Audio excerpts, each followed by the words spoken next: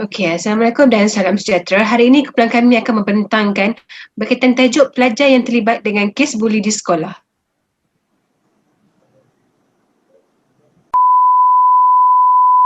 Asrama penuh di Kelang Johor yang dipercayai membelasah rakannya di reman 4 hari. Video memaparkan kejadian seorang pelajar sebuah sekolah rendah di Besut Terengganu dipercayai menjadi mangsa buli. Video yang mula tular sejak Ketua Siasatan berhubung kes buli ke atas seorang pelajar sekolah menengah kebangsaan Tun Hussein On. Ketua Bahagian Siasatan Jenayah Pulau Pinang SEC Mazlan Kisah mengesahkan sekarang ini identiti suspek sudah dikenal pasti.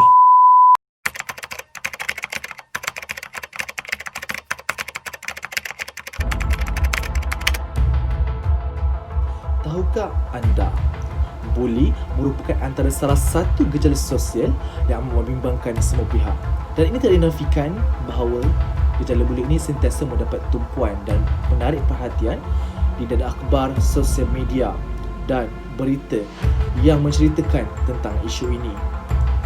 Dan jelas hal ini yang ingin dikupas adalah memperlihatkan bagaimana gejala buli dalam kalangan pelajar memberi kesan dan impak negatif kepada masalah disiplin, tingkah laku serta sistem kesejahteraan sekolah itu sendiri.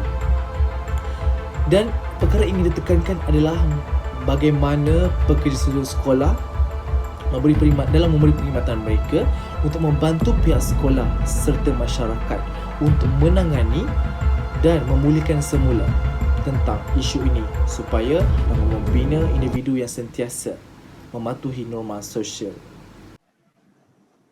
Okey, seperti sedia maklum, profession kerja sosial di sekolah ni belum lagi diwujudkan di Malaysia. Menurut kajian yang dibuat oleh AMNA 2003, Jabatan Kebajikan Masyarakat pernah menubuhkan satu unit yang dinamakan Unit Kebajikan Sukarela. Dan unit ni, dia bertanggungjawab dalam memberikan bantuan kepada pelajar sekolah yang terlibat dengan isu ponteng, keciciran dalam pelajaran dan tidak terkawal. Tetapi, pada tahun 1998, unit ni telah dibubarkan disebabkan pihak JKM tidak mampu mengendalikan kerana jumlah pelajar semakin ramai dan telah diambil alih semula oleh Kementerian Pendidikan Malaysia yang membantu pelajar terlibat dengan masalah sosial. Jadi, profession kerja sosial ini amat penting dalam setting sekolah kerana adanya pekerja sosial sekolah dapat memberikan kerjasama dalam pelbagai lapisan individu di sekolah. Dan bukan tu saja, pekerja sosial sekolah ni yang terlatih juga mampu membantu pelajar menyelesaikan masalah di sekolah kerana pekerja sosial telah mempelajari pelbagai pendekatan dan kemahiran dalam proses penyelesaian masalah. Berdasarkan kepada situasi kes berkenaan isu dan permasalahan, kami telah memilih sekumpulan pelajar yang terlibat dengan kes buli melalui kajian-kajian yang dirujuk.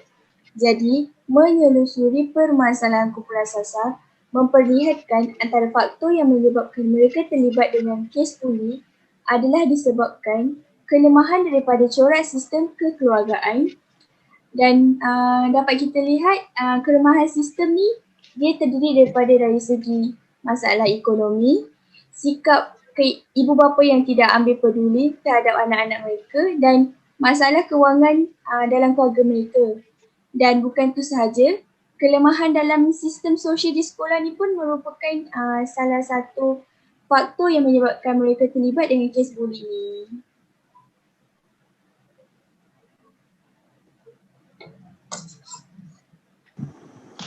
Okey, seterusnya adalah strategi intervensi yang dicadangkan untuk kumpulan sasar yang telah dipilih. Yang pertama ialah menekankan kepada aspek bantu diri di mana klien sendiri atau ahli kumpulan dapat membuat perubahan kendiri bagi menangani masalah mereka sendiri.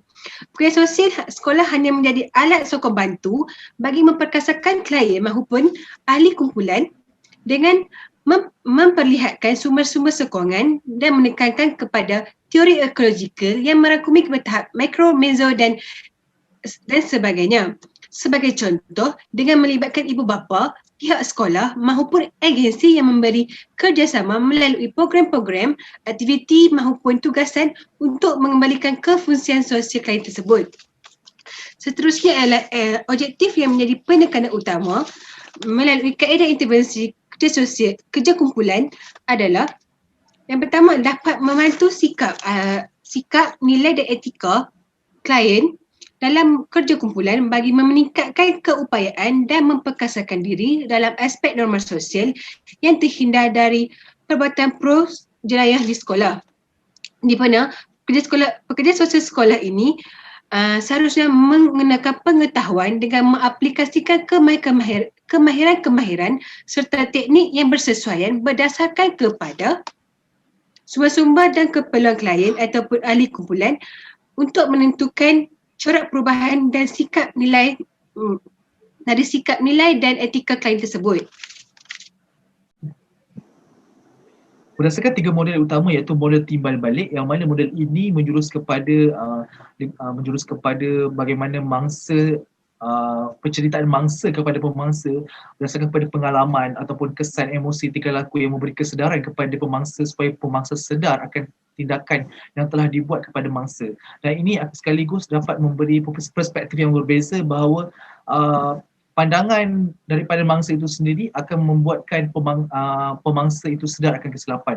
Dan seterusnya adalah bermatlamat sosial, yang mana bermatlamat sosial ini memfokuskan kepada bagaimana kita memulihkan daripada segi hubungan sosial antara ibu bapa, guru, pihak sekolah dan juga agensi yang berperanan dalam memberi sokongan kepada mereka supaya dapat memulihkan kefungsian mereka mengikuti norma sosial masyarakat yang patuh akan undang-undang dan tingkah laku yang baik. Model pemulihan pula merupakan satu solution kepada penyelesaian masalah yang dihadapi oleh pemangsa buli, yang mana model ini menekankan kepada terapi, iaitu terapi solution focus brief terapi, yang mana terapi ini digunakan secara meluas sama ada di negara barat, ya tidak kira sama ada profesi pekerja sosial maupun psikologi ataupun kaunseling sendiri, sebab proses terapi ini merangkumi pelbagai sub-sub yang memberikan penekanan kepada mencari penyelesaian masalah terhadap sesuatu isu yang melibatkan kepada permasalahan ataupun tingkah laku. Sebagai contoh dalam kes ini adalah pemangsa buli itu sendiri. Bagaimana kita nak mencari atau mencongkel segala keperluan yang diperlukan kepada mangsa untuk memelihatkan kepada perubahan yang ingin dicapai. Okey. Seterusnya, kekuatan dan kelemahan intervensi. Terdapat juga kekuatan dan juga kelemahan intervensi dalam kerja kumpulan, iaitu yang mana kekuatan intervensi kita dapat lihat bahawa klien dapat melakukan perubahan sendiri bagi menangani masalah mereka, iaitu perubahan ini intervensi adalah satu asas utama yang perlu diterapkan dalam kerja sosial, merupakan satu kemahiran teknik yang perlu digunakan oleh pengetahuan mereka untuk membantu klien supaya setiap masalah itu dapat diatasi dan melalui penentuan situasi yang dibuat, jadi pekerja sosial dapat mencapai matlamat kepada perubahan yang perlu dibuat oleh klien. Serta intervensi kumpulan ini juga dapat meningkatkan keupayaan untuk menentukan penyelesaian masalah yang dihadapi klien itu sendiri ataupun ahli kumpulan, supaya sebagai pekerja sosial dapat menilai tingkah laku dan perkembangan pelajar, dan ini sekaligus dapat meneliti segala peran-perancangan yang telah diatur dan mencapai kepada matlamat proses dan hasil yang ingin dicapai dalam intervensi kumpulan ini. Seterusnya, terdapat juga kelemahan intervensi, yang mana kita tahu sebagai pekerja sosial ataupun pelatih pekerja sosial yang baru ataupun masih kurang pengalaman, mereka akan mengalami masalah kecekapan dari segi dalam membuat perancangan terhadap perkara-perkara yang bakal timbul dalam proses intervensi yang dijalankan. Dan juga klien tidak memberikan, dari aspek klien tidak memberikan kerjasama dengan baik dan bertingkah laku agresif dalam proses intervensi sehingga melanggar peraturan yang telah ditetapkan.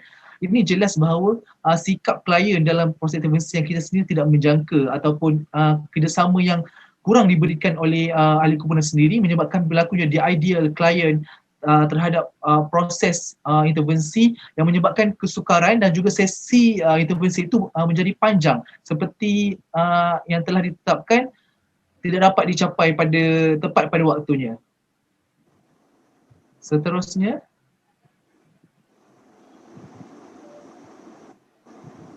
Seterusnya adalah pandangan ahli kumpulan tentang intervensi yang telah dirancangkan.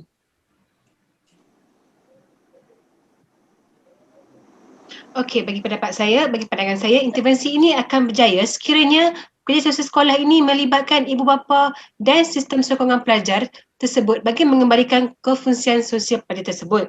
Dengan menggunakan kaedah bantu diri yang telah dijelaskan pada seketika tadi, pelajar itu sendiri akan sedar akan kesilapan yang dilakukan dan akan mengubah melalui bantuan kerja sosial sekolah yang memberi maklumat dan sokongan terhadap pelajar tersebut. Seterusnya, Naila. Seperti yang diperkatakan oleh Nur Fahana tadi, bagi saya pelaksanaan dasar polisi baru bagi kerja sosial di sekolah ni seharusnya diperkenalkan agar dapat mengurangkan permasalahan sosial yang berlaku di sekolah. Bukan itu saja, fokus utama isu yang melibatkan pelajar di sekolah seharusnya diberikan pemantauan yang cekap oleh ibu dan bapa di rumah dengan melihat perkembangan anak-anak mereka di rumah maupun di sekolah.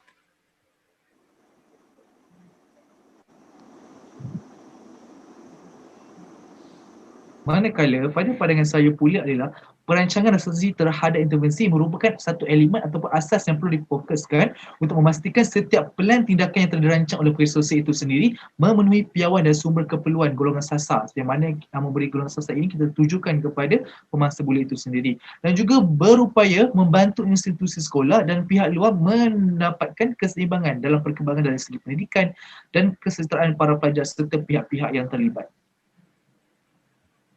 Akhir sekali daripada saya, tingkah laku buli yang berlaku di sekolah menjadi tanggungjawab semua pihak dan harus dibendung dari peringkat awal lagi. Oleh itu, kerja sosial sekolah adalah sangat relevan untuk dilaksanakan di semua sekolah di Malaysia.